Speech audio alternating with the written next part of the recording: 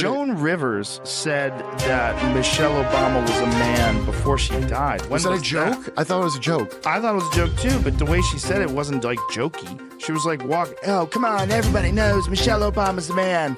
Like, remember that? Yeah, like, would Big Mike kill you for that? Yeah. I think she died because she had 1,000 plastic surgeries. But Michelle, she should change her name to Misery Obama. That's really what I think of when I think. Misery Obama never has a positive word to say. Never. Never. Not about children, not about family, certainly not about her husband. REWRITT and stop scrolling. Because what Joe Rogan and Megyn Kelly just did will rattle the polished image of Michelle Obama like never before. In a takedown dripping with biting sarcasm and searing truth, they rip through her public persona with surgical precision, exposing what they claim is a carefully manufactured brand masquerading as authenticity. No more hiding behind choreographed charm or media worship. From her picture-perfect poise to her endless echo chamber of feel-good quotes, nothing is safe. They don't just question her status, they torch it. Every smile, every speech, every headline, and just when you think they've said it all. They go even deeper, daring to ask, has the world been idolizing an illusion all along? Thinking of victims of this awful world, you think of Michelle Obama and how terrible we've all been to her. This woman is a one-woman destitution derby.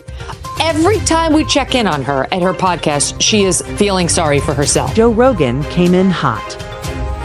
The same fire he brings when talking psychedelics or elk meat. He aimed it straight at Michelle Obama and didn't flinch. Wide-eyed, focused, and almost stunned that no one else dared to say it out. Loud Joe called out the media's godlike treatment of Michelle, as if she descended from the clouds holding a protein shake in one hand and a best-selling memoir in the other. But to him, she wasn't a saint, she was a perfectly packaged, mega-branded self-help guru with a Netflix deal and motivational slogans that barely scratched the surface. And just when the laughter starts to settle, Joe drops the real question: when did charisma become a substitute for depth? To El Salvador, who have already been deported, and not American citizens. The media has claimed are American citizens, but they're not. No American citizens.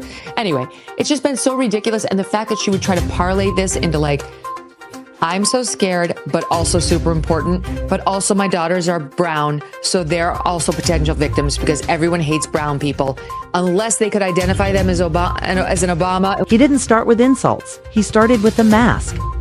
Joe dissected Michelle's persona like a surgeon, polished, perfect, always grinning like she knows. The secret the rest of us will never be cool enough to hear. That eerie calmness fascinated him.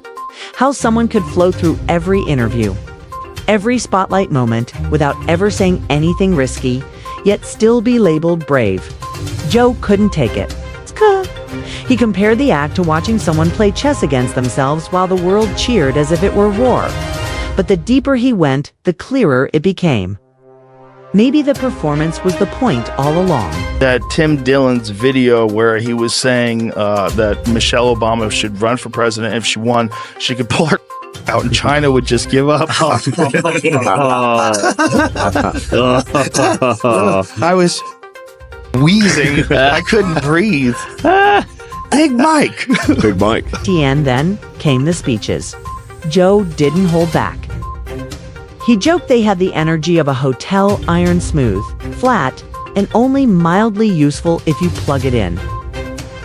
He mocked the way every phrase seemed run through 5 PR teams, 3 sensitivity consultants, and a committee of nervous brand managers.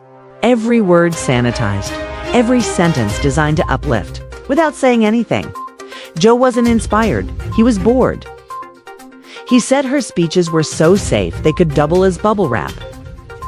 And just as the audience starts laughing, he leans in and asks if everything's been polished down to perfection.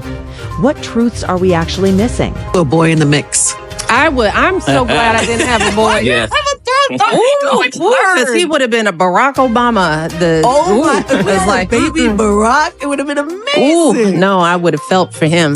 She just borrowed our boys. Yes, I got plenty. Wow. You catch that? She's glad she didn't have a boy because he would have been a Barack Obama. And that's a hard pass for her. Then Joe went for the food. The great school lunch revolution. Michelle's mission to save the next generation with broccoli and quinoa. But Joe saw something different, something darker. To him, it looked like a nationwide experiment in cafeteria misery. He painted a picture of beige trays filled with sad greens, kids staring at their meals like they'd been sentenced to dietary prison, while Michelle beamed on television championing carrot sticks. Joe imagined a black market uprising, kids trading fruit roll-ups, like contraband in a 1940s prison movie. But under all the laughs was a chilling question. Was this really about health or just image?